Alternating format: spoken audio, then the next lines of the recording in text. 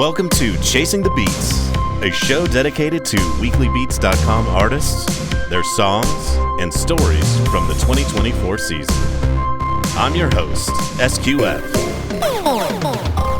And our guest today is Rplktr. It's hard to admit it. You wasted all All right, we've got Rplktr today. Welcome, dude. Happy to be here. Hi. Hey, I've listened to a bunch of your stuff last year. Likewise. And love a lot of your stuff. I was going back through, and because I always start with like what tracks did I like favorite and comment on over the past year, and I had a bunch from you, so that made the choosing a little easier because I'd already pre-selected, but still hard. So, was this your first Weekly Beats? Well, it was and wasn't. The All first right. one actually was in 2022. However, then I was mostly treating it as a way to like publish a bunch of stuff, and just put it somewhere. But I didn't really engage with the community. So I didn't really have the real experience of what Weekly Beats is because I neither attempted or made like the full 52 weeks in 2022. And I also didn't really comment on other people's stuff or really reacted to them commenting to my stuff. So it was good. It was inviting enough because there was some interest in my stuff and I liked putting it on Weekly Beats. I love Tim, right? I mean, Trash 80 and the stuff that he's Oh, yeah. doing with M8, So like I was essentially just drawn into this community by him. That's how I learned about it. But it was only in 2024 where I was like, no, like if I'm doing this, then I should really just be part of this. So I Yeah. carved out some time to actually also listen to other people's stuff and engage with it. And that made all the difference, right? So in Yeah. 2024, I actually did all the 52 weeks. I think you did too, right? Yep. Yeah, that's amazing. So like, that was an entirely different experience. So 2024 wasn't technically my first, but really was, right? Because I only really started being part of the crowd by, part of the team there, I guess, in 2024. Yeah, and as I've talked about multiple times on this show, that the community really makes all the difference.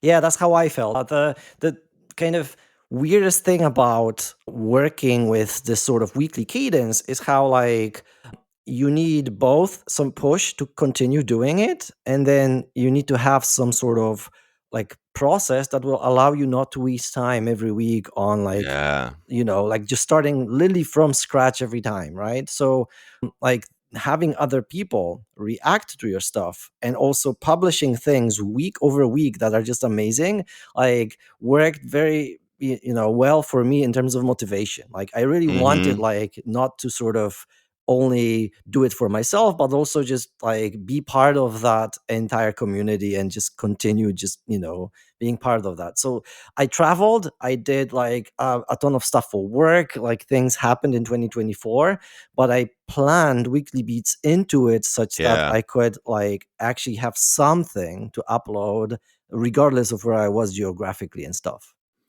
Yeah. What kind of process improvements did you make to kind of keep up with it week to week? There's, I guess, two things that I sort of changed rather drastically, like in 2024, because of Weekly Beats. So the first one was that my standard way of doing music is Ableton Live. And there's like template there, right? Like you can make something load when you open the DAW, right? And I do use this template to just have a bunch of tracks there laid out already for, sort of things that I have already pre-connected, like my kind of favorite synths, so that it invites you to actually use them. Otherwise, you have to like select the inputs and outputs and put the plugins there for a new track. Like it takes forever. So Yeah. I over 2024 like kind of mastered this template such that literally every time I start Ableton Live, I can just start like making music right away. So that was important because that cuts down on the chore part of setting things up for me.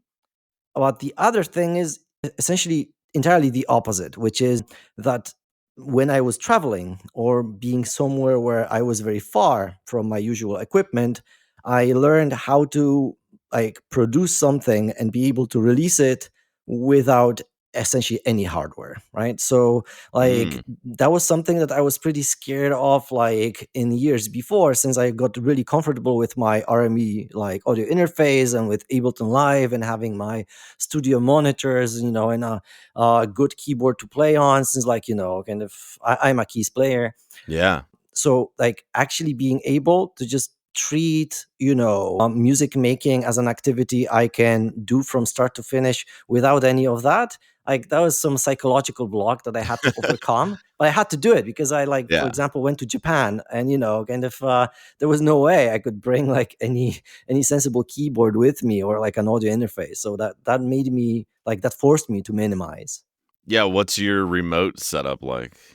Well, I did love M8 and did use it in Japan for my submission during that time.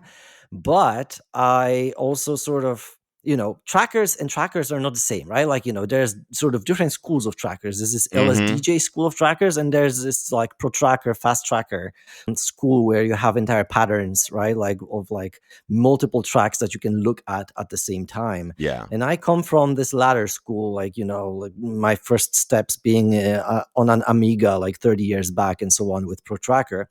So I also over the year, like traveling, like, for work and whatnot, like found myself to actually using Renoise again, which I bought like 20 years ago and like only sparsely used lately.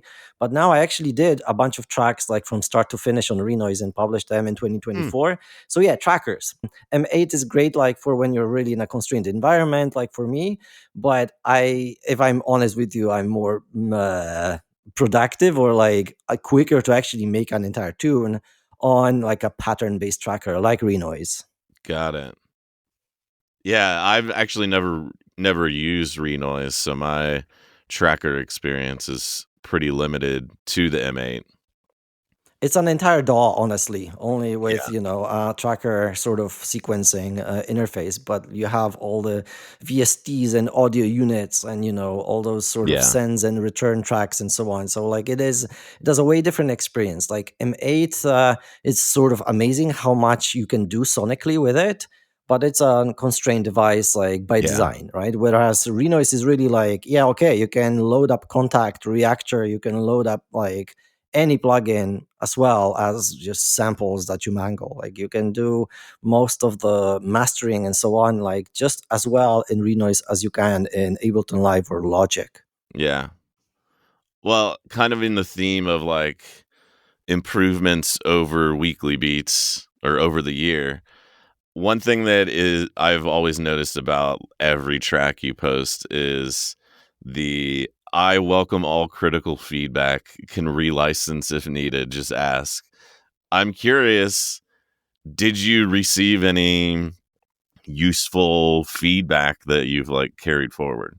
A lot. So that's Oh, that's cool, that's cool. one of those things that made weekly beats so magical for me. So like I probably should have started with this, that like, hey, whoever listens to this and like commented on any on my tracks, like, or responded to my comments on their tracks, like, Yeah. guys, like you made all the difference. You made 2024 much better as a year for me, and you pushed my musical practice like to levels that I have not like been able to Oh, get to awesome. before. So I thank you. I humbly thank you, really. Like this made a lot of difference. I say that I welcome all critical feedback because a lot of the cases when you don't really know a pseudonym online, like you don't really feel Mhm. comfortable like saying like, hey man, like your drums were really too loud here, right? Like Yeah, you don't want to yeah, be like an asshole, right? But at the same time, we are all practicing musicians here, right? So it's like we are all here together actually doing the thing like week to week, right? Whether it's speed trash or like you released your masterpiece like this week, right. we're doing this together. So I feel like it makes most sense for us to actually be also honest with each other to the about the little things that you notice that could be improved, because it's not about the track. Like with weekly beats, like the track isn't like your magnum opus, right? Like Yeah. you're not working on it like I'm gonna years. make another one next week. Exactly, right? So it makes perfect sense to just say like, "Hey, by the way, like, like I love your tracks, but like stop cutting the reverb at the end of the track. Just like add some more silence and it's going to be Right. like it's going to sound nicer." So I put plenty of those nits like on people's tracks, because I don't really find them like feedback that sort of says like, "Oh no man, like you did such a bad job." No, like it's not even close. It's like, this is awesome, but there is just a little thing that if I were you, or if we were in the same Yeah. room, I would just like point at your DAW or whatever that is and say like, "Hey, tweak that thing and like it might be better." And with this sort of comment that I always put on my tracks, like, I welcome all critical feedback.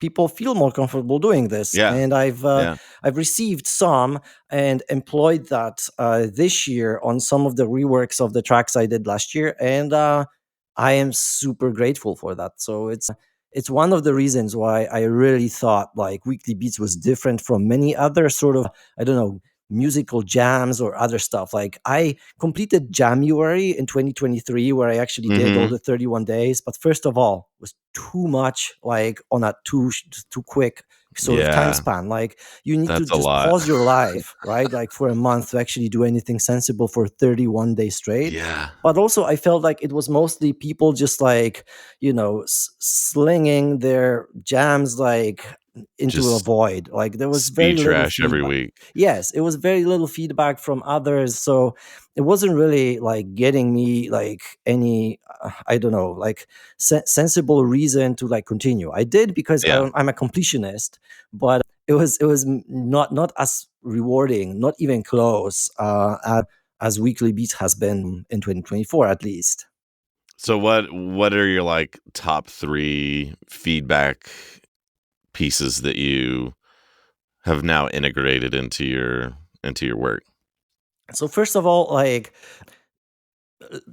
let's start with like positive feedback, because that's like, kind of, Yeah, the yeah. critical shit like is also important. Like we'll get to that. Like I haven't not received anything like drastic, but the positive feedback was something that changed how I approach music making now, because over the years, I always wanted to give my music voice, because it's like you can make musical tracks that are instrumental only, and that's great. Like you can be Hans Zimmer, and like, kind of everybody Mhm. knows and respects you for that. Cool, that's great. Like I've, done my kind of music instrumentally for a long time, but I always felt like a lot of this music is just just a perfect ground for some message, whatever message that is. It elevates the music to an entirely different level. It sort of Yeah. resonates with people in a different way. My problem with that was that I attempted to do some musical projects in the past with vocalists that I knew, and I don't know, either I'm really hard to work with, I don't know, or it just didn't end up actually producing anything Yeah. worthwhile. Whereas I'm not really a singer, right? So like Mhm. I was never really trained in that. My voice is not like any sort of deep radio voice. My kind of usable range of vocals like is sort of not really wide. Plus, like even things like breathing correctly, like keeping the Mhm. pitch correct, like all of those things are challenges to me. It's not a technique that you have honed like the piano. Right, but I felt like I wanted my music to have like, a message, to have vocals, to like Mhm. also have melodies that are like sang by somebody, like, Yeah. kind of me ideally, but I couldn't really do that. So I caved and bought Melodyne to be able to fix like at least the egregious mistakes of like, kind of pitch and whatnot. And then I did submit a track. The first track with vocals this year, well, in 2024, was Gregor Samsa's Gone, which is essentially dedicated to like a progressive rock band that like was there in the early 2000s and sort of disappeared since. I loved them. So I put some like vocals there, since like their kind of thing was also those like eerie vocals all on all tracks essentially. And I got so much feedback about like, hey, like the vocals are actually great. And I was surprised and encouraged to continue. So over the entire year, you can see like I haven't been doing songs with vocals often, but every now and again, like I would be like, okay, that's the week where like the song needs vocals, or I feel like doing vocals. And every single time, like people would be encouraging me like, yeah, okay, this is not terrible, like you should continue working on this. And that was important because nobody ever in my life before would actually Yeah. encourage me to pursue the vocals. So Yeah. yes, so that was the, So I it's like think, top one most feedback important that feedback. Yes. yeah, feedback that like helped you get over your own sort of doubts or insecurities about doing vocals. Yeah, and in terms of critical feedback, there were like useful things about like things being too loud, or things Mhm. being like too kind of abrasive sounding, or a sound being like too boring like over an extended period of time, Yeah. or like a song being too short because it's like, okay, it doesn't really lift off and then it's over, like, like. Yeah. Right. So like a lot of that I also like tried to then like take into consideration in future tracks. I did some changes in like, live performances of the stuff that I wrote in 2024 based on that feedback. So like, Yeah. kind of I really do appreciate that people took the time not only to listen but also just to comment on my stuff. Like I felt like that's really special. And one of the songs that we're gonna talk about, kind of back to the vocals, is like I made a note, like, this song really took off when the vocals came in. Like, I thought the song was great, but, like, the vocals just, like, took it to another level. Yeah. So, uh, and I have always been tempted to add vocals to my stuff, but I feel like my voice is too deep. Like, I wish for a deep voice like yours. Like you could do like awesome vocals with such a voice, man. well, maybe that'll be my challenge for the next weekly beats, is to do some vocals, but maybe I need some Melodyne help. Yeah, that's one of the nice things. Now in Ableton Live, you have auto shift, which can help you. There's Melodyne, which is better because then it's like sort of processing that is external, like it's not real Yeah. time, so it can actually sound way more natural. The end result is pretty good then. Mhm. So kind of you don't have to really worry about like, okay, like this take has to be perfect, since you can make those little fixes on later on. And in weekly beats, right, this, right, none of the tracks need to be like the kind of end all of like you, Oh, right, yeah. like Yeah. you as an artist are not like kind of essentially judged based on a single entry, right? There's gonna be Yeah. hopefully 52 of them. So like it is perfectly fine for them to describe like a journey of like your experience getting better at like actually doing the thing. And I think that's kind of what I wanna work towards next time, is doing a little bit more experimenting and, like, I don't know that that really worked, but like you said, it's a journey. Yeah, my particular approach in 2024 was that like I wanted not to waste time on like redoing everything every week, Oh, right? right, But right. at the same time, you don't want to just like be on rails and produce the same track 52 times. Mhm. So sort of a thing that I did was I had this big note. I have like I'm a big notes user like on a computer, right? Like I have like thousands of notes in my notes app. And like I have like this gigantic note for the entire year, like just called Weekly Beats 2024. And that was this log for like stuff that I did. That was a way for me to also like put ideas, like when you're just walking to the grocery store and you're like, oh shit, that would be a great idea. You just put this in a note on the phone and then you can carry on. Like titles, you're like, I don't know, watching some comedy special and somebody says something stupid and you're like, that would be a great track Oh, title, that's a good right? idea. So I just put this in the notes, and that's how I had like many, kind of potential track titles ready when I needed to actually release something because the deadline is in an hour, right? I just let M8 random name my tracks for Yeah, it's me. pretty good at that, yes. I'm But the like, most "That important works." thing in the notes was that it started, the first sentence in the note was one wildcard per session. That comes Yeah. from actually like, like Oblique Strategies by Brian Eno. Like it's just one of those. But I like just randomly got it earlier in the year and I was like, yeah. That's exactly right. Just one wildcard per session. So you don't have to be like extremely creative and redefine music every week. Like, no, but just Yeah, do just like one. one thing. So every week, like just do something weird, like use a different like synth preset, or Mhm. like change the time signature to something strange, or like make the tempo way slower than usual or way faster than usual and see what happens. So just a little thing, and then just try it out. And for many weeks, like it did kind of allow me to not repeat myself, if you know what I mean. Yeah, because like the danger of, like you said, having that Ableton template where you can start up and just get going is like It's you still can very start up and visible. get started and going on the same shit every week. Mhm. You know how it's visible on my in my case? I keep the template at 126 BPM, so like easily a third of my tracks are like Yeah. 126 BPM, and that's how you know it's just the default thing that I had in Ableton Live. So what are some of your favorite wild cards that like turned out better than you expected that you're like, okay, that's no longer a wild card. That's like a like gonna be kind of a constant thing. So I have a love-hate relationship with World of Iridium, the synthesizer. It's Mhm. like it could be the best synthesizer in the world. Like the kind of modulation matrix in it is excellent, and the amounts of like different forms of synthesis on it are amazing. It's got like a lot of tiny but annoying bugs that I sort of worked around since like I'm a software developer by trade, so like I could just do some MIDI magic to like work around the fact Mhm. that like it's, for example, sustain implementation is really stupid. So I just don't use that. I wrote my own, but like I really do enjoy using my own sounds that like just sound like me and not like, whatever preset.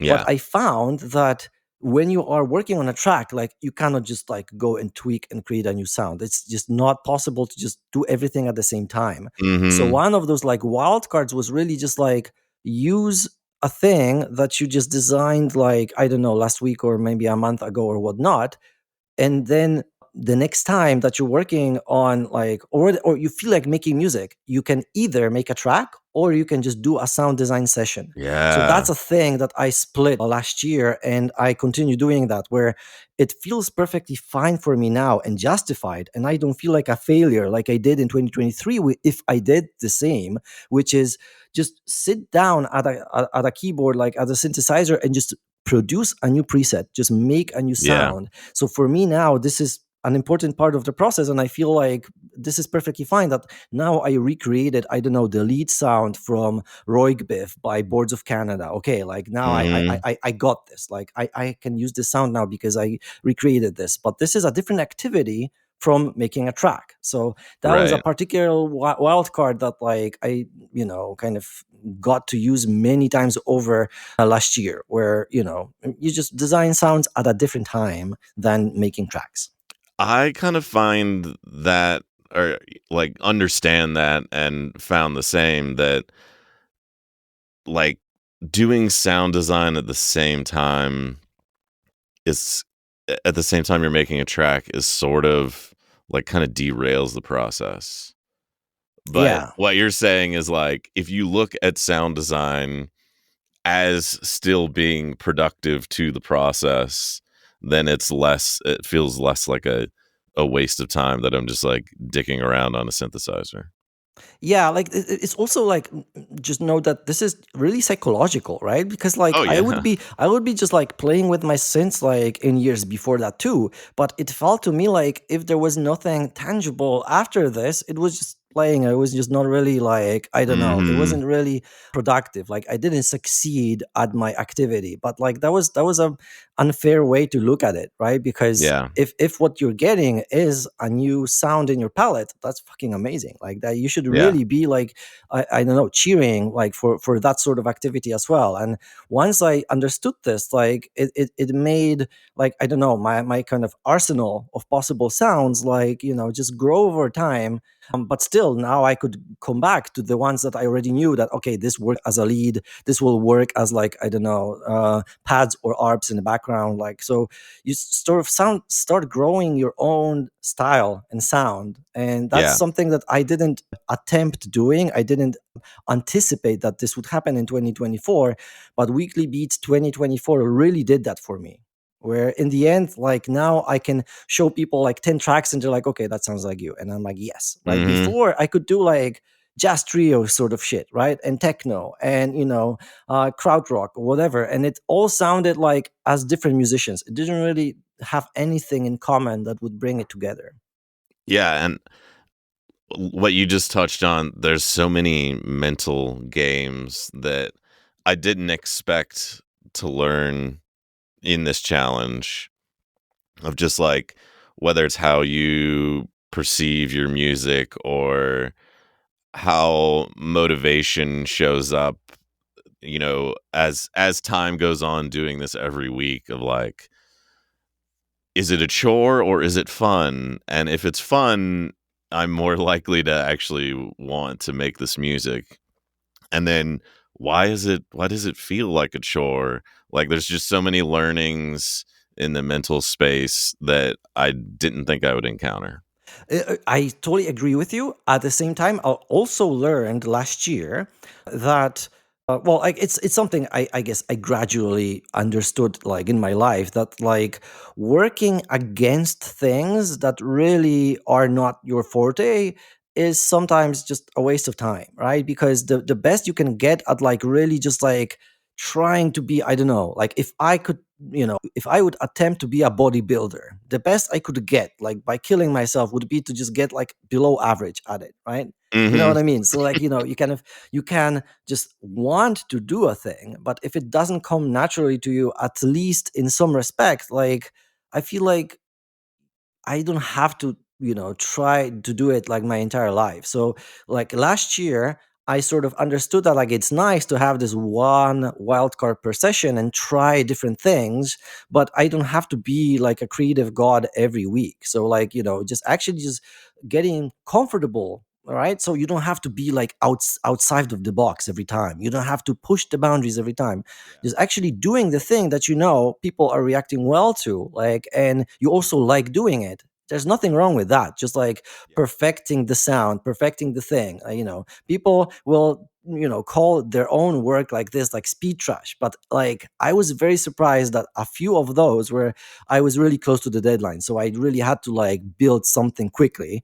And, then I would say, okay, this is speed trash. And people are like, no, it's not. And, I And was surprised by this. I Yeah. picked one of your speed trash songs to listen to today, and See? I've talked about this multiple times before too, is like, the things that you think are speed trash that other people are like, "Whoa, that's amazing," just sort of goes to show your point of like, you don't have to be a creative genius every week. You just gotta like crank out your stuff. Yeah.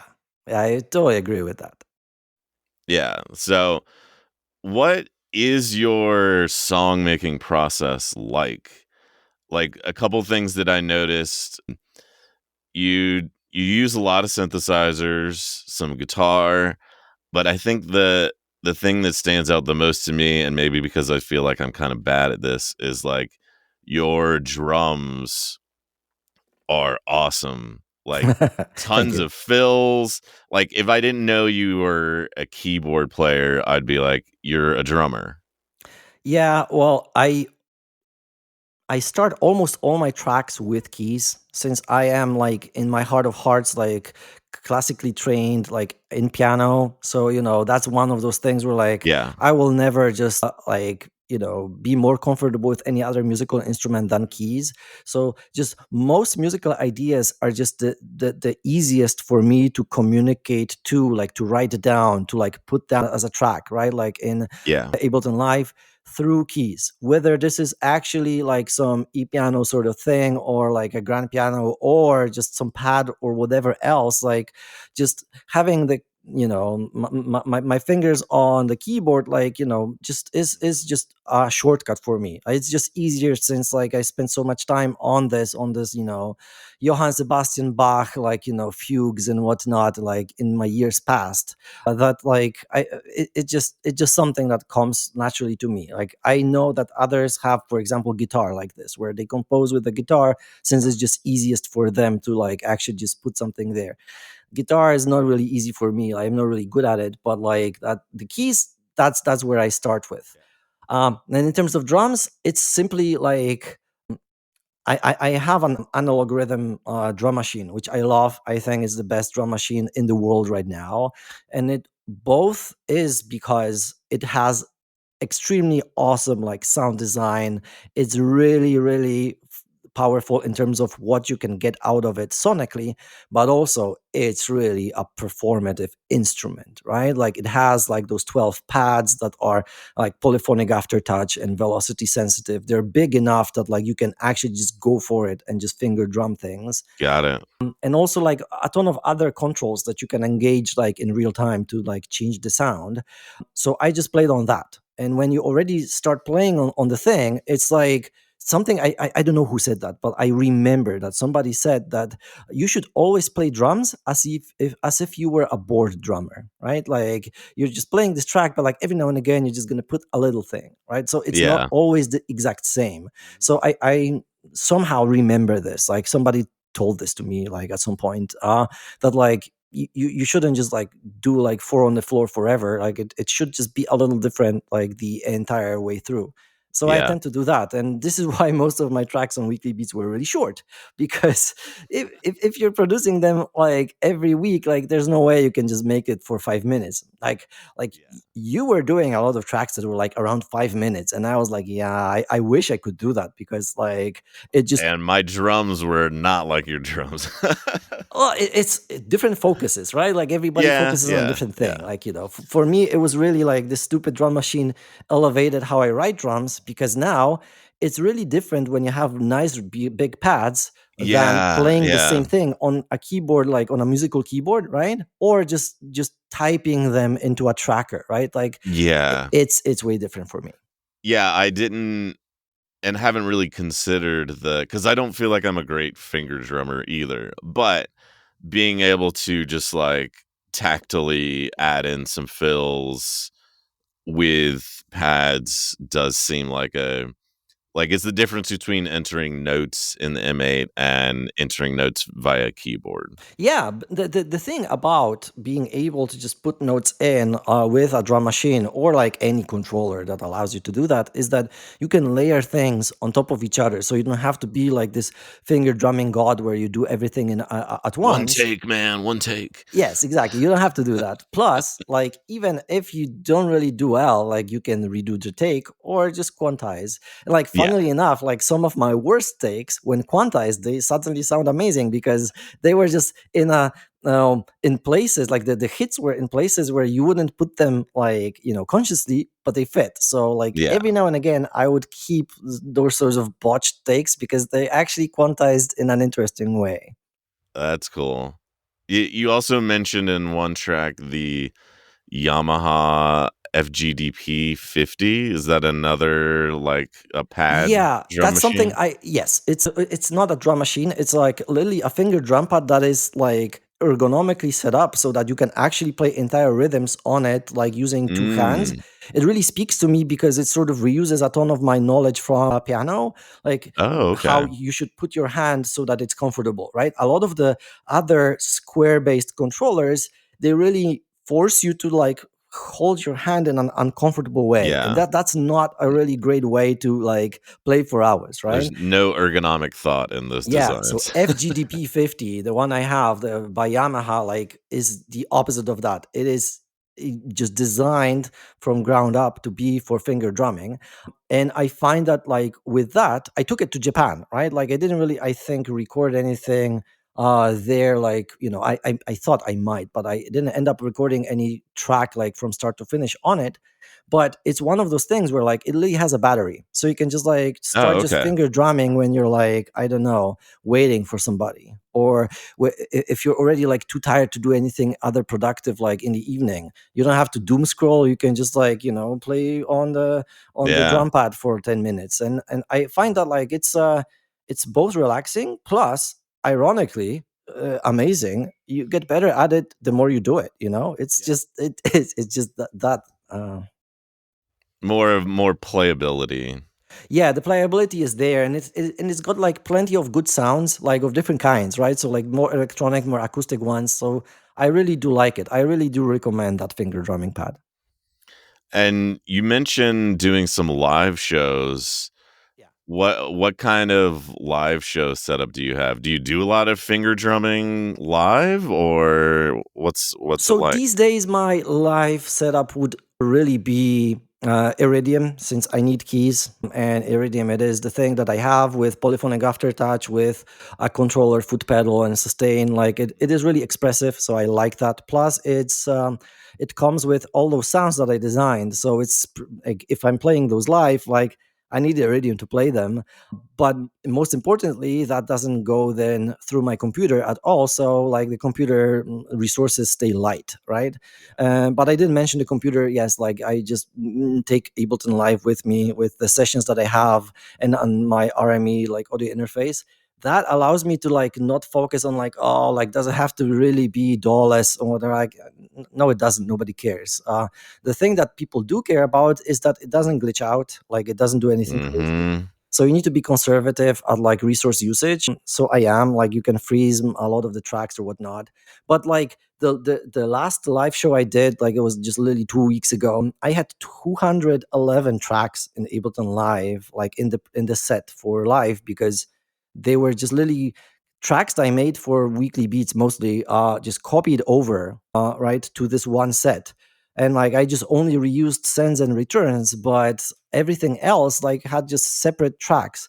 And Ableton Live on M1 Max on like the MacBook, it just handled this like a champ. It was great. Nice. You just had to like freeze most of them that you were like, okay, I don't care about this actually not being live. For Yeah. example, I do have all those analog rhythm drum tracks, and I could be playing those live, but can you really be playing live on keys and do finger drumming as well and also sing? Like, no, you cannot do Yeah. everything at the same Yeah. time. It's just impossible. So I don't actually take my analog rhythm with me on shows. It is just too much hardware. So I use Mhm. like take the Iridium and a laptop where I have everything else laid out. And that way I can be expressive. People see me making mistakes and Yeah. doing other things live and singing, but like I don't have to have everything live. I think it's just Yeah. exercise in futility. Like nobody really cares about that. They just mostly want a cohesive show. And you're a really good keys player, so you're doing all these live expressive keyboard based entertainment essentially versus like actively, switching things in Ableton, or, Yeah, how some other yes. shows are I will not be organized. doing the controller based like scene switch or whatnot. Like I find like I do the opposite, where I would even program changes for my presets on the Iridium, so I don't have to forget about it. Oh Because yeah, you don't want yeah. to like ruin a show just because you forgot a thing that nobody even saw you doing. It's like it's Mhm. what's the point in that, right? Like you want to streamline as much as possible so that then you can focus on the thing you actually do well. Well, should we get into the music? Let's yeah. All right, the first one is, I'm going to say this wrong. Zogia? All right, let's go.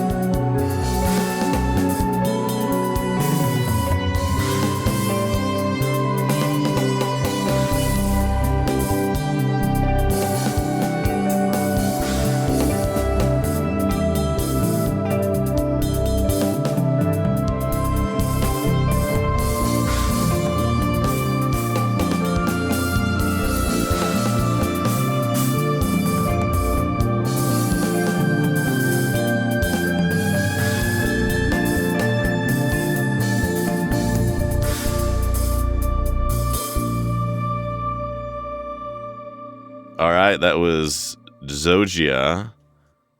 What made that one of your top picks? There's two reasons. Like, first of all, it was a track that very organically grew into something that like I liked and others liked. It didn't feel like a chore at any point. And the second reason was that this was one of the rare tracks that was like guitar based by me. So I was never a guitar player. When COVID hit in 2020, I got myself a guitar, just like saying like, hey, that's a moment where I can actually learn guitar. And I never really did, right? I set it up in like drop D tuning, like my kind of grunge idols from the 90s and whatnot. But like, I couldn't really do much. I learned a bunch of songs, but it didn't really feel like an instrument I could master. Like the tuning there was really, I don't know, blocking me from being expressive on it.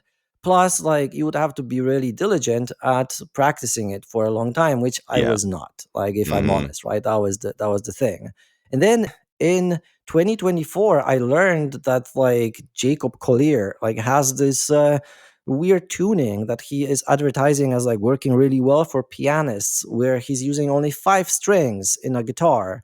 So I read about this and saw like, oh, this tuning is symmetrical. So it's like D, A, E, so fifths like on a violin, but then you have another A and another D.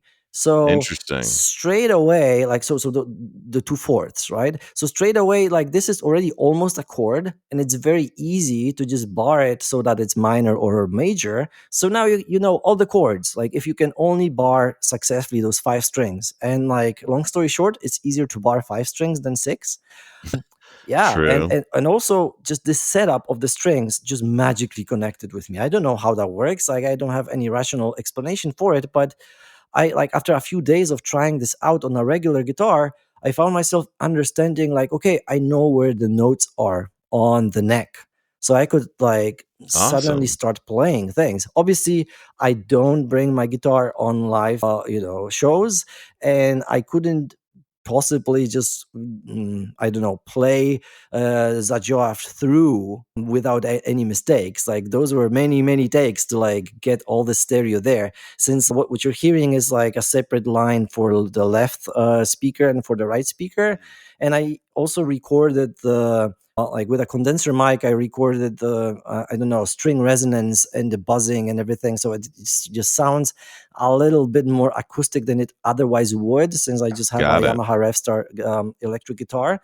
So yeah, those had to be clean, so there were many takes, but I could do this, right? And I understood what is going on and like how the chord progressions go, and I could choose the chord progressions to go where I would on the keys, and I was able to execute on that, which was amazing. I never could do that on a guitar before. That So is like really that cool. that's one track that I'm really happy with from last year. So yeah, like I thought I would share it with you. Like a wild card guitar breakthrough Uh-huh, moment. exactly right. Yeah. And that track features the Yamaha FGDP, It right? does, yes. So like the entire drums are also played through like, many takes like on the finger drum pad, which people really liked, right? Like, so I was Yeah. also like, okay, cool, right? But like, that's the thing. You were just performing on a thing. And that was straight like after me coming back from Japan. So like I played a lot on that finger drum pad in Japan. So I was pretty comfortable with actually doing a track with that. Yeah, like you mentioned, being able to kind of go where you want to go in the chords. That's one thing that I notice in all of your songs is that like classical piano training influence of being able to really tell a story through chords. It doesn't feel like there's a ton of repetition. Like it, you go places.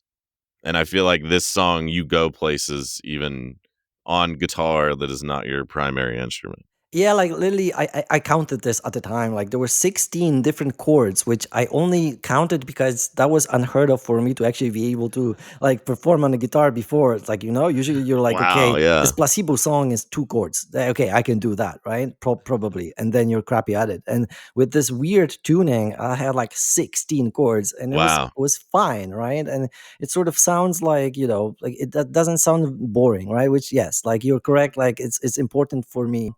There is a lot of kind of piano players that do like jazz or jazz adjacent music, and they use fake books for this. So the sort of chord progressions is also something that you sort of learn from those fake books, right? Because you look at like, I don't know, 50 or 100 jazz standards or something, and a lot of those standards are really just like copies of songs from like mid-century cinema, right, Mhm. from Hollywood or whatever. So it's essentially popular music. So you learn about things like, oh, like this chord sort of fits after this chord. So it's not really like being any kind of piano genius. It's simply just like looking at enough material that like you just have some intuition on what will work next. Yeah. And being able to connect that intuition to where you're trying to go in the song. Yeah, I mean that's the awesome thing about not doing it actually live in front of an audience. You can do it and then you'll fail and you're like, okay, this didn't work. So you try again with something else. And after a few attempts, you're like, okay, I like that thing. So you can repeat it. And the amazing thing about Ableton Live is like you can be recording MIDI the entire time. Okay, not with the guitar, but like with keys you Right, can. right, right. And then like even if you're not recording, Ableton Live has this magical function where it can just recall the last 30 seconds or so of MIDI being played, even if you didn't press record. So like I That's use this pretty every now and sweet. again to like recover an idea I had, and it was like, okay, this was actually good. So just press Yeah, the button and you have a MIDI clip. that's pretty cool. That's pretty cool. So you can be like, "Oh, wait, that thing that just happened was really cool," Yeah, and instead of having to figure out, like, "What the hell did I just do?" Like, it's already recorded. exactly. That's cool. Wow. Guess I need to use Ableton more. I do like it because it's almost like a musical instrument as well, right? Like it's a DAW, it's fully featured, but it has a ton of setup that really allows it to be used in a live situation very effectively. That's why I switched to it like some 10 years back. Like I was a Logic user before that and Tracker user before. But yes, like I'm very happy with Ableton Live. Is it perfect? No. But is there anything better? I didn't find anything. I'm very happy with Ableton Live. And I'm tempted to get into it mainly for the video visual stuff that you can do with it. Like, I don't know if you saw Orange Drinks. It was like his next to the last Yeah. video. Yes, Like I that did. was all with like an Ableton Live plugin. Yeah, very cool. I have not played with video stuff like in Ableton Live at all, but I imagine yes, it is very pluggable with all the VSTs and audio units, but also with Max for Live, and I think that's how all the visual plugins actually get to be so powerful. Yeah, I've seen that particular track. I liked it. Yes. Yes, it was great. The visuals made it even better.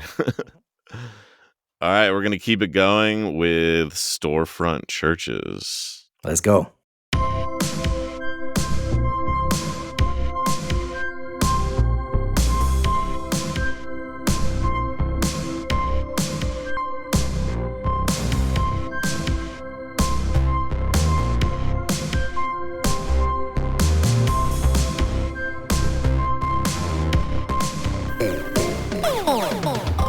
You felt it for some time.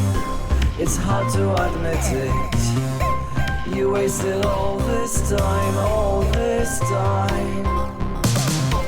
But if there is no God, then who judges sinners? But if there is no God, who makes it right? You see it all go wrong. You see the world burning. Nobody's going to come and daddy's gone. You want the world to make sense. You need easy answers. You want to feel safe again, be safe again.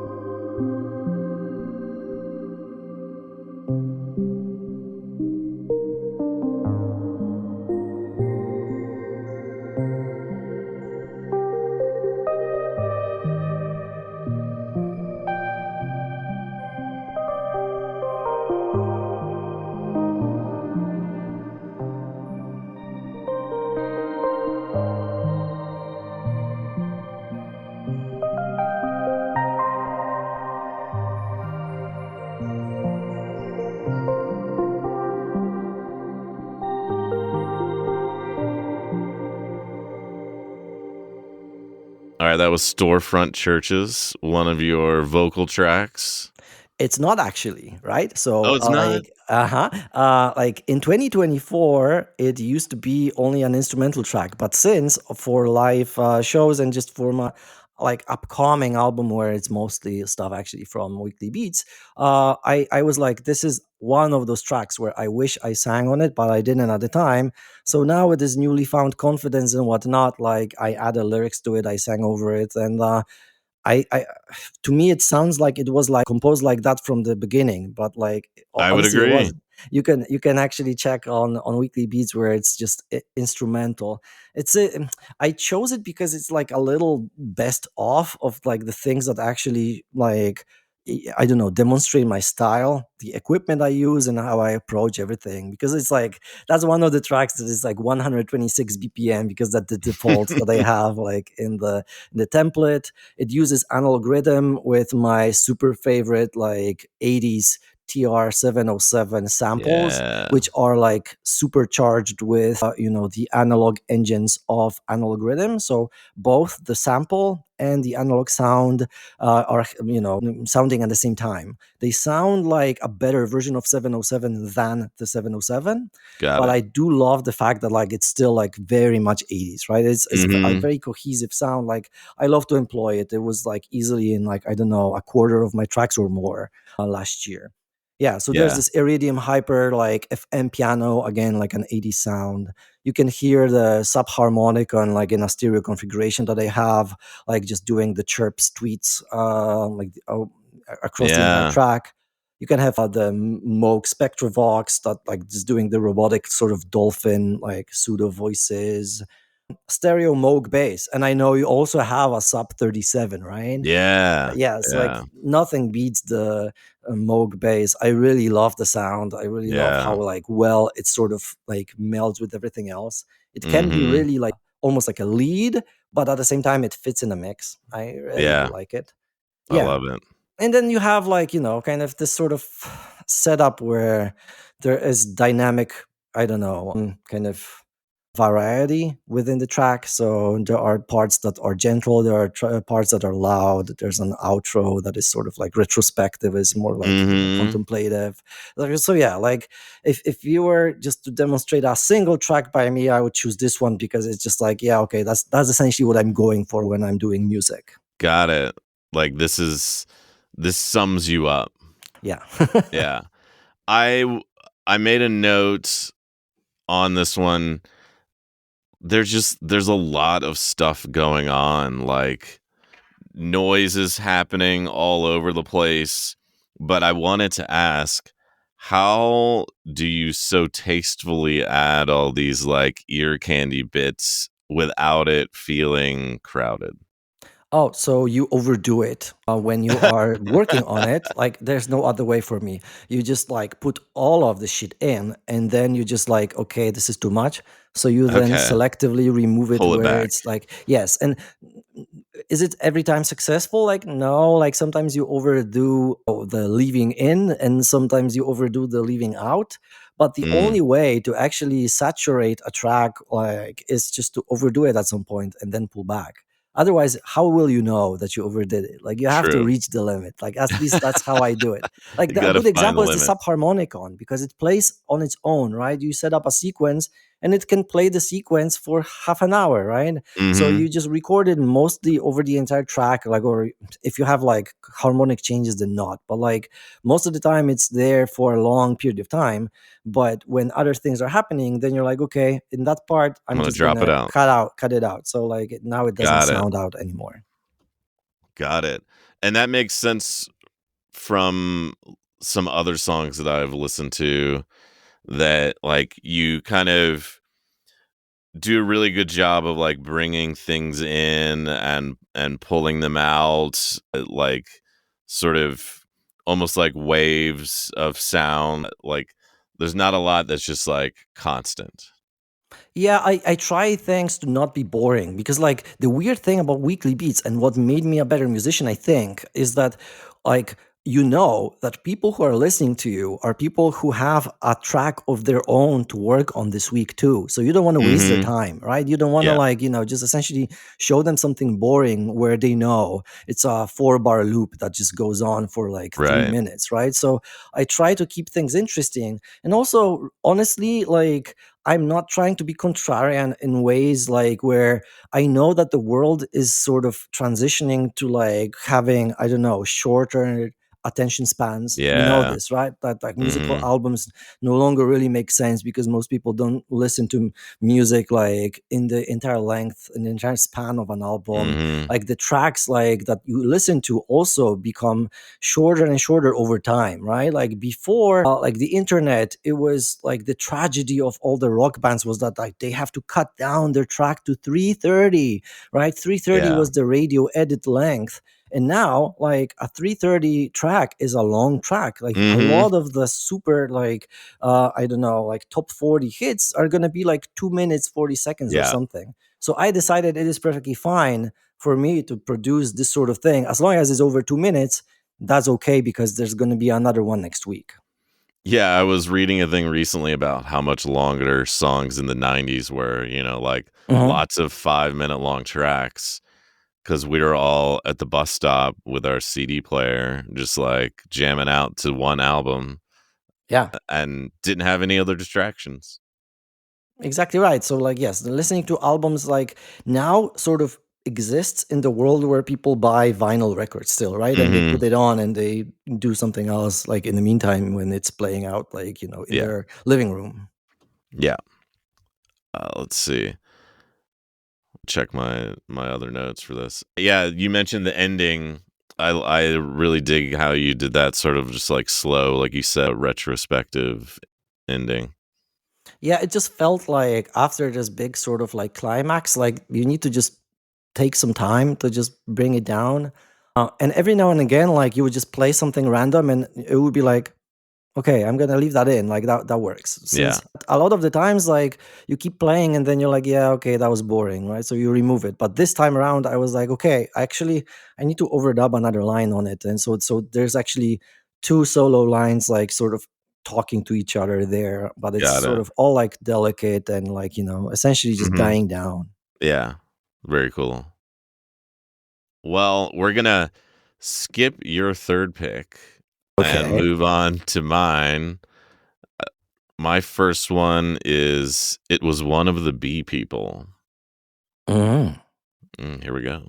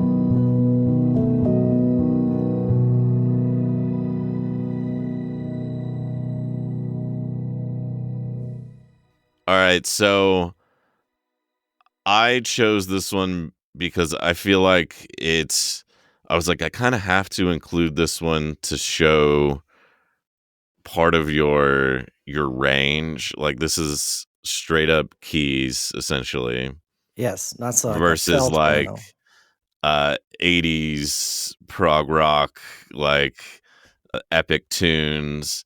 But this is just such a beautiful song.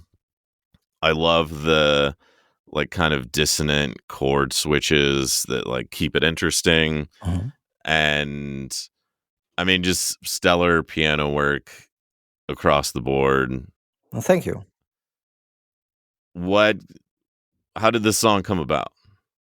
Well, it was beginning of December, and that was after I had an arthroscopy for a frozen shoulder that I developed over the year. And it wasn't really healing properly. So the first 2 weeks, I couldn't really properly even play like with two hands. Like I even had Mhm. like a track that was literally just made with one hand and like a tiny chaos pad since I couldn't use the left hand still. So beginning of December was the first time where I was like, I can really just like do a little bit of it. But I knew Mm. that what I couldn't really do is to spend like, kind of hours and hours on it, just developing a track like with many instruments or whatnot. Like I couldn't play guitar at the time, and like there were plenty of like reasons why I was like, okay, just let's just sit at the piano and just see what happens. And that wasn't the first attempt, but it was like third or fourth of actually like going at it. And I was like, okay, that makes sense. The track Yeah. was like, I don't know, like the things that I did was like 5 or 6 minutes, and I just cut this down like to just remove the kind of repetitive or like not so like well working bits. Mm. And yeah, and essentially I left that with just piano text like felt piano, since I feel like that's one of the pieces of like technology today, piano tech, where it is indistinguishable from like an acoustic instrument to the listener. It's like so good that literally Yeah. like Steinberg, well, actually not Steinberg, like Steinway, like just actually firms like a electronic version of their grand piano, like it's a piano tech preset because it's just so good. So yeah, so I just used one of those presets. The felt piano is sort of used in this sort of sentimental music, right? Like if you're like a fan of Mhm. Jan Tiersen or whatnot, like I met my wife at a Jan Tiersen concert, so kind of I am a fan.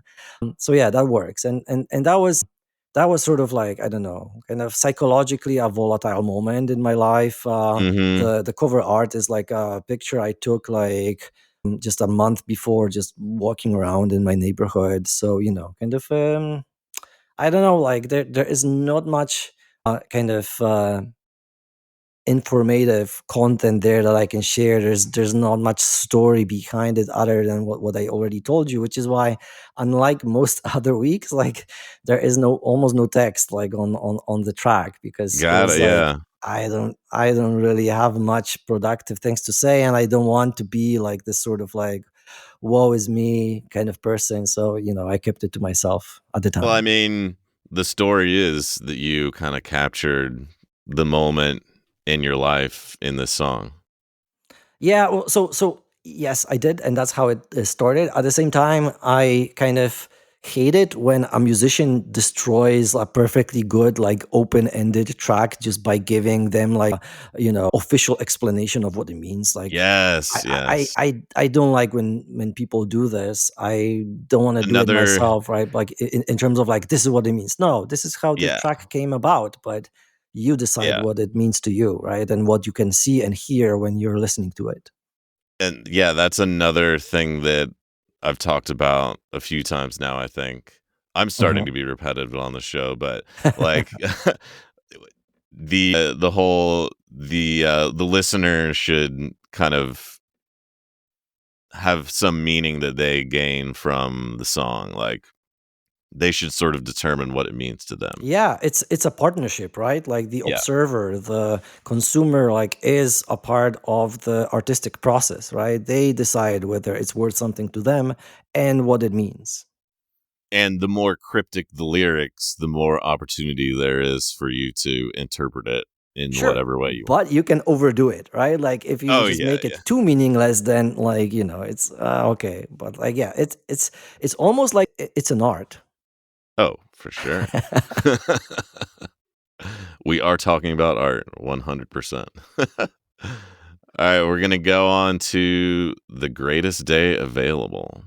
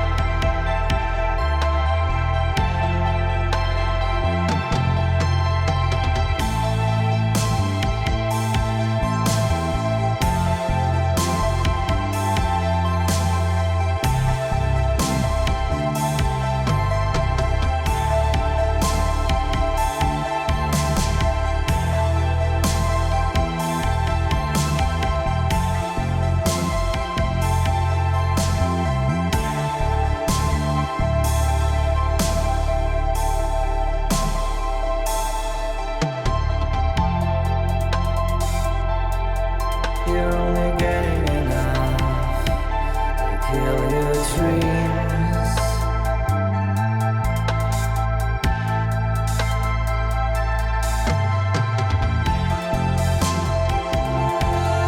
You're only getting enough to kill your dreams.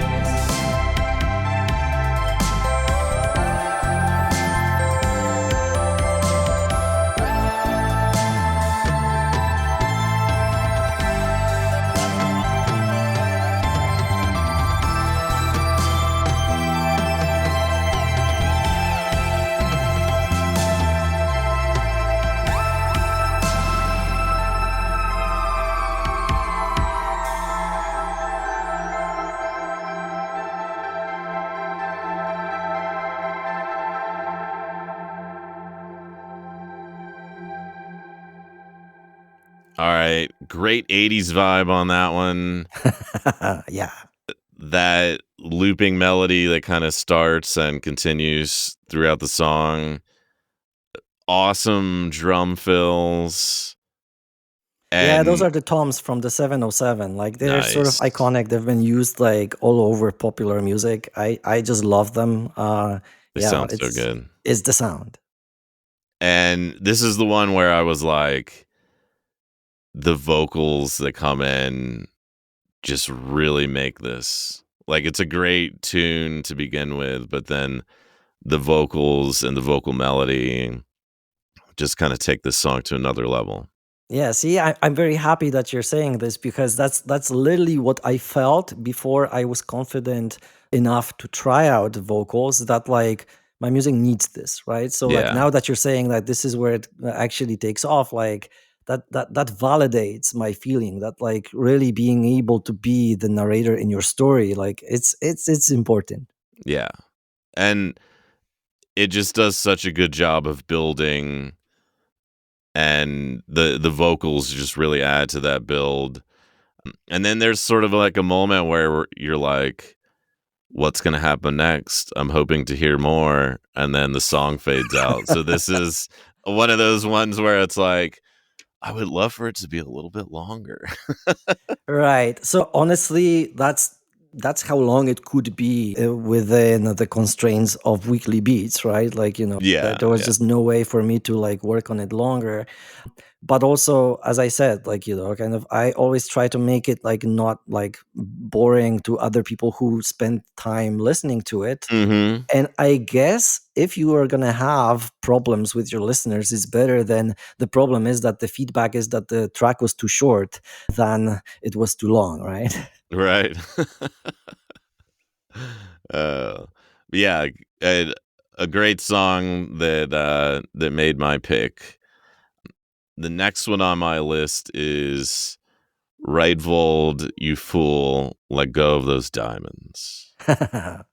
Which sounds like something that you came up with watching some movie or something, like you It said in your is, notes. yes, and that's speed trash. That's an example of speed And trash, yeah, this isn't is it? the speed trash one where I Yes, let's like, go. yeah, here we go.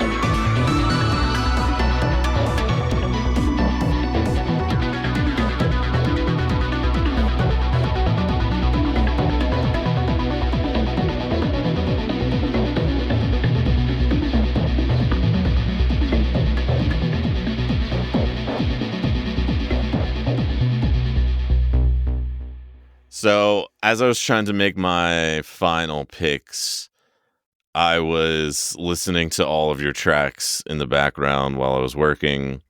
And this is one that I like, as the track built up, I was like, oh shit, which one is this one?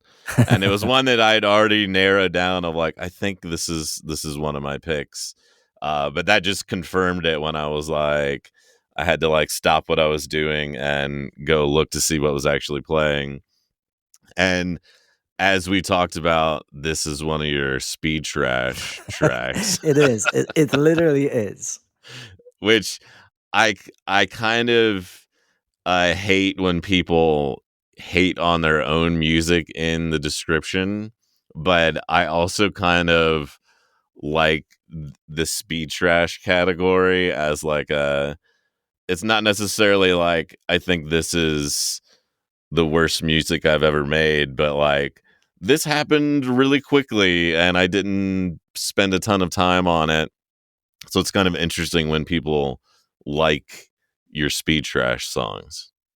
Yeah, it just validates that, like, you should not be afraid of just defaulting to your usual suspects. Yeah. Like in this particular case, you can literally see I always just write write out the hardware and whatever that I use. Like that is literally whatever I had already connected when I started up Ableton Live and Yeah. just went with it. So you can hear by now, like there's subharmonicon, there's the Moog bass, and there's analog rhythm, and so on and so on. So like just the things that are on the desk, those get used. Yeah.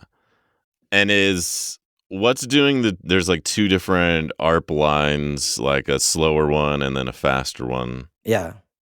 So like the plucky ARP like is subharmonicon and the faster one like is gonna be Iridium, I think. Like plus like there's this Nice. sort of like an almost acid-ish line that's Mm-hmm. like an overdubbed Moog. I have like a modular that I built from a pair of Moog Mother 32s, just so that Oh, I could just set sweet. them up like duophonically. And for this particular case, like just the bass is just stereophonic in the sense that like it just it detunes a little bit. It plays in unison, but it detunes so you can Mm-hmm. hear it like over all across the stereo space.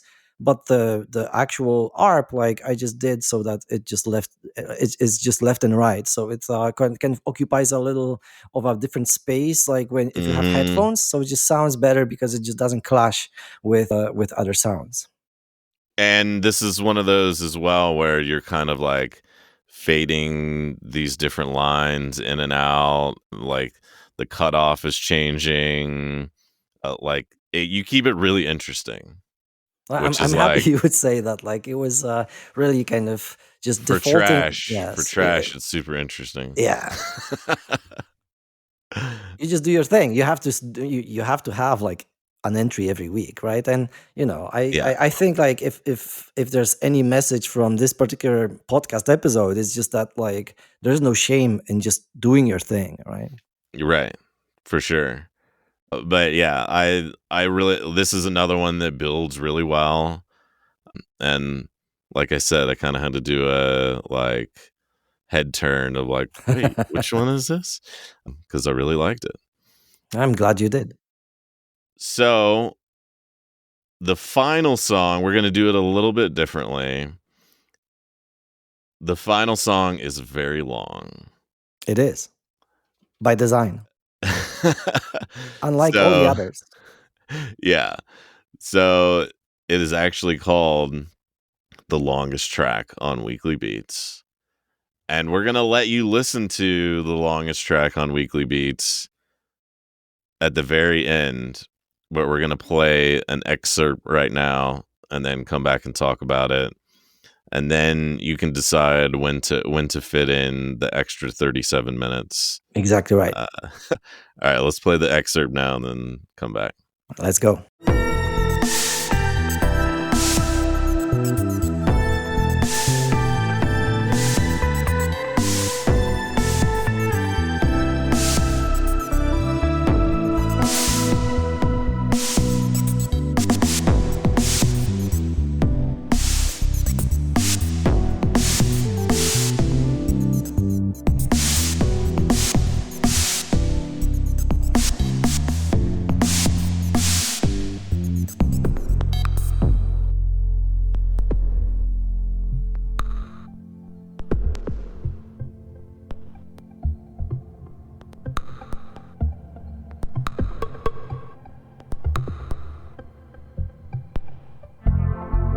When they caught the killer,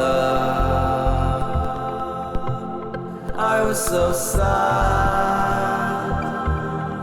It felt wrong and yet right.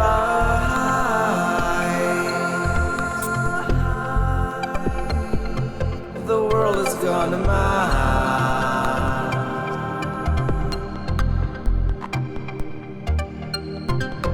I can't help but wonder how long it can last.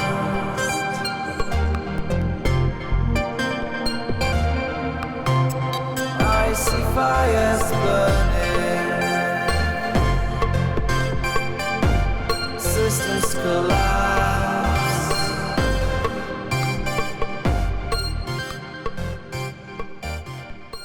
Okay, so I have so many questions about the longest track. I guess first, since we just listened to the excerpt, what what made that excerpt the sort of like summary of the track for you? So it is the ending of movement one into movement two. It's the moment where you can essentially hear like the setup of the mood of the track, like where there's guitar leads. It's essentially like this sort of smooth new jazz like trio. That's most of the track. It comes into like the sort of vocal part that is only a short part of the entire track, but I was pretty happy with how that actually kind of felt. I don't know, emotionally, Mhm. when the movements sort of transition from one another, and you can hear the transition, so you know what I mean. Like whether to decide to listen to the entire thing, like it's like four movements plus a coda, so like that's how it sounds. So I just needed like 100 seconds for like I don't know, advertising the thing so that people just Yeah. don't cut the podcast episode short. Whether they do, like that's up to them. Like it is a big Yeah. ask to ask somebody to listen for 37 minutes to some weekly beats track. So Yeah, yeah, yeah. don't feel bad if you decide against it. So you mentioned that it's sort of 4 parts. How did you go about writing such a long song? Yeah. So, long story short, like I have this huge note, right, for the entire year of weekly beats, and like somewhere in the middle of the year, I was like, yeah, what if I made the longest track on weekly beats? So I just put this down as an idea.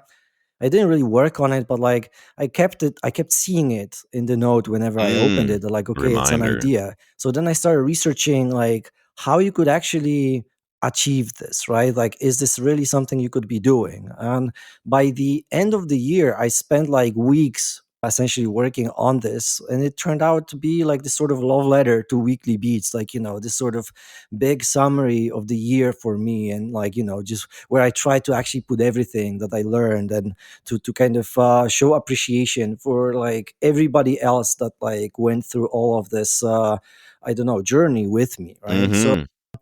like I wanted to be more than just like a duration stunt, right? Like I wanted to be Right, sort yeah. of interesting musically as well. I wanted to for it to make like sense compositionally, right? Right, yeah. So yeah, like there were a few attempts that I made. Like I was like, okay, maybe you should just do generative music for 40 minutes, but like that was boring, so I decided Yeah. against it. So hence the four movements. So I worked on them essentially separately. Like ironically, the first one that I started with was what ends up being the finale, like the movement four.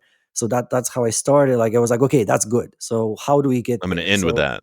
yes, exactly. So then I essentially just like three other things that I know, okay, they have to be sort of stylistically composable. They're not even in the same key. Like they, all of them like have changes, but they have transitions enough that Mhm. like it feels like one composition. So yeah, like kind of we have the smooth new jazz, which is something that I do like in music, maybe not that much for Replicator, the project, and not that much for Weekly Beats, but like as a music that I like to play as well. Then there's this glitchy crowd rock with this vocals. You can recognize the subharmonic in there, like it's Mhm. very often chosen by me. Then there's an acid waltz. So like I love those like acid lines, like so that there's a little bit of that. And then the finale like brings it all together, right? So you have like what 37 minutes and 22 seconds, so to actually fit this in 16 megabytes, that is the limit, right, on weekly beats, you have to use some like magical like encoding, right? So what I found was high efficiency AAC, which is this Mm. M4A, but like a specific variant of it that has like a constrained variable bitrate of 48 kilobits per second. So like very little, but it is still stereo, and it's still like very crisp in terms of high frequencies. So like I could nerd out about how this is made, like since like I'm also interested in that stuff. So like kind of I researched this, but like long story short, like you have actual content of the music stored until 10 kilohertz, and everything up above that is resynthesized while you're playing this back. Like the codec Oh, actually resynthesizes this using spectral band replication, so it only just like has a few bits saying like this replicates every other harmonic, this replicates every fourth harmonic or something, and then like the player actually resynthesizes this, so it sounds crispy and it's pretty good. wow. Well, the only thing that doesn't really work great is like cymbals. You can hear that the cymbals are off, which is why Mm, I went for like a really synthetic, like, artificial sounding like kit for this particular track, just so that that issue wouldn't exist there. But yeah, it all sort of sounds pretty good. Like the parametric stereo they're using is also like, kind of good enough. So, I tested this before this longest track because, like, what if it didn't work? Like, then all of this work would be for nothing. So yeah. I did release two tracks before this one using this codec and asked like for people to report if they had any playback issues. But it turns out everybody can play it back just fine. And the worst case scenario, if you have like a super old Windows or like Mac or whatnot, it would just play in mono. But that was the worst case scenario. Hmm. Like on all phones, on all operating systems that are current that I tried it or tried it on, it just played in stereo. It was just fine. So I was like, okay, like let's do this. So I worked on this track weeks, right? And then I released it, and people were like, okay, cool. And I was like, but you know what? Like, is it really the longest track? Like, and I did research after. So like, already in 2025, I scraped weekly beats to get like all the music from all the years. And I have to say this publicly here on this podcast that like not only is it not the longest track on Weekly Beats, it's not even the longest track on Weekly Beats 2024. Uh, Oh, really? yes. So Who holds the title for longest track? yeah, so the longest track ever on Weekly Beats is called Dance of the Black Toad by the user I Devour Static. It was in 2016, and that's Oh, clocking at 221 minutes and 2 seconds. wow. Yes, 221 minutes. So it was hard to beat. So the way the composer or the producer achieved this was that this is an MP3 file of 8 kilobits per second. It's mono, and it's only has information like around like 3 kilohertz and lower. So it sounds like has really strange ambient music, and it goes Hmm. on forever, so you can listen to it Okay. like it's Dance of the Black Toad. Ironically, like, okay, it sounds like, okay, this is even listenable. It sounds strange. It is a strange sort of I don't know, timbre, but Mm-hmm. it's interesting enough that like if you really kept it as, I don't know, some environmental ambience in a Yeah. computer game or something, it would be fine. Like it is a big achievement by this particular producer Yeah. to utilize the codec to its entirety. And in 2024, there is what, like a track that is called 2.8% Fresh Phantasm by Enum PV 2.0. So that's like some ambient drone with glacial sort of wind chimes. And that Okay. one's longer, it's 40 something minutes than my track. So yes, not the longest track on Weekly Beats, not even on Weekly Beats 2024, but I'm still pretty proud of it. Like it's still, Yeah. it's still, kind of enough work that I'm like, okay, like it is in the top 10 of, at least for now, of all tracks on Weekly Beats, but it is definitely not the longest track. Okay. Well, I still think it's an amazing achievement, and I'm not saying that ambient music is less difficult, but I think doing, you know, 4 different song sections, linking them all together, all the drum work, like, there's a lot going on, and it's impressive to work on this at the same time you're still putting out weekly tracks to kinda, like, build up to it. And you did all this research that I didn't even think about of, like, the file size and the limitations on weekly beats and being able to, like, all the codec stuff, like, and it also is very fitting that everything above 10 kilohertz is replicated because you are a replicator. So, I think, Indeed. yeah, that makes Yeah. sense. The track could be a little longer, but I did need to leave space for the cover art, which I always put in files, so it's still there and it occupies some space. So I arrived Wow. at exactly 16 megabytes that the backend of Weekly Beats allowed me to upload. So it's yeah, but Well, the, well the done. thank you. Yeah. So yeah, before we actually just say goodbye or whatnot, I don't know what your plan for now is. I wanted to express my disappointment that you didn't let me talk at all about my 3 picks of your tracks.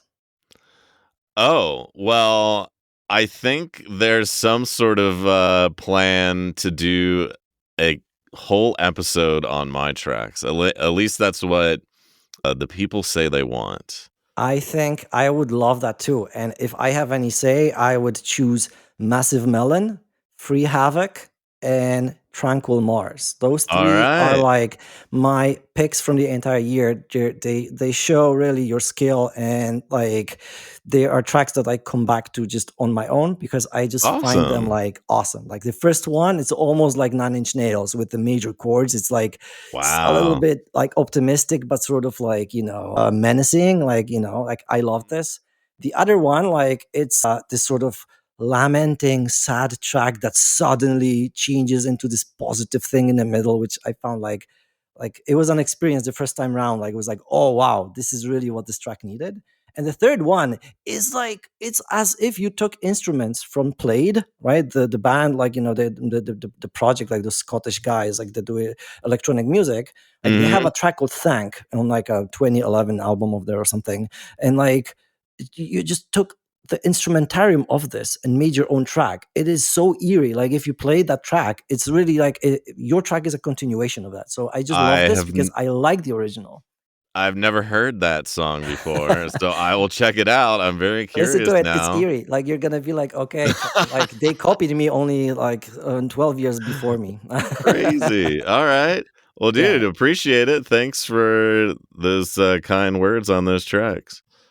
There's many more that are good, but like the rules are you just pick Yeah, three. So I true, true, pick true. three. Yeah, appreciate it, man. Well, I'll have to go check that band out. What was the band again? Played. Played. Okay. Mm-hmm. All right. Plaid, right? All right. Plaid. Mhm. Cool. Well, that does bring us to the end of this episode before we continue it on with the almost longest track. But Is this gonna be the longest episode of Chasing the Beats? it is going to be that song's going to push it over the edge. I thought, well, Gravecat and I pushed the limits of just the regular Talking. episode length. So this is going to take it to the next level for sure. Cool. A gift that keeps on giving. That's right. And pleasure having you on. It's been great to chat. Thank you. And Thanks yeah, for the invite. It was really cool. yeah. And thanks everyone else for listening. And thank you for continuing to reach out and schedule some interviews with me. It's really helpful. And if anyone has in the interest of critical feedback, if anyone has any questions that I should be asking or feedback to give, I'm all ears. I want to make this or continue making this a thing that people want to listen to. So people It's seem to be it's enjoying almost it. like you are welcoming all critical feedback. It is. It is. I feel like it's very appropriate to mention having you on. Awesome. So yeah. So see you in 2026, everybody. Yeah. All right. Have a good one and then enjoy the next beautiful 37 minutes. Bye.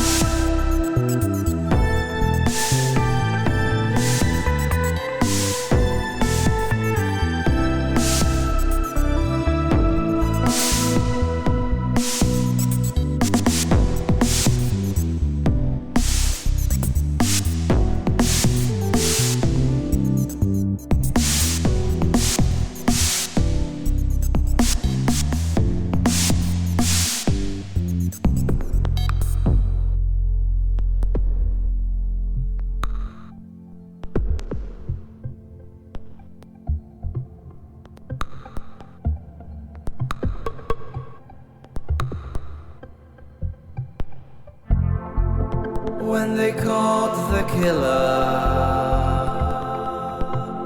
I was so sad. It felt wrong and yet right.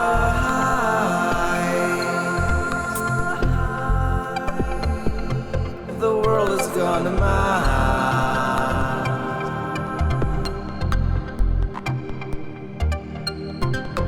I can't help but wonder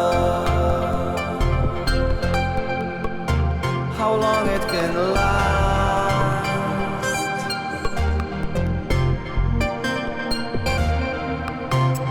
I see fires burning,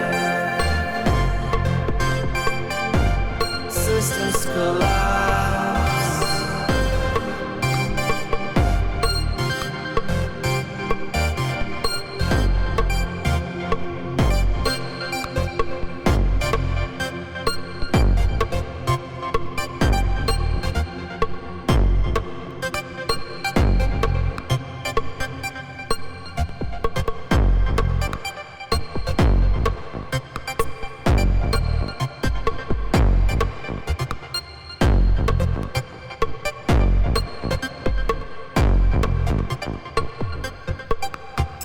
Nothing wakes you up like a picture of a tumor inside you. Nothing wakes you up like that.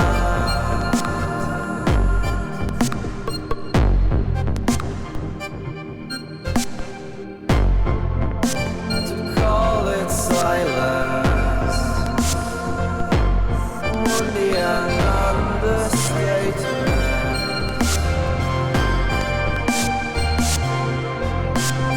Nothing wakes you up. Your claim is denied.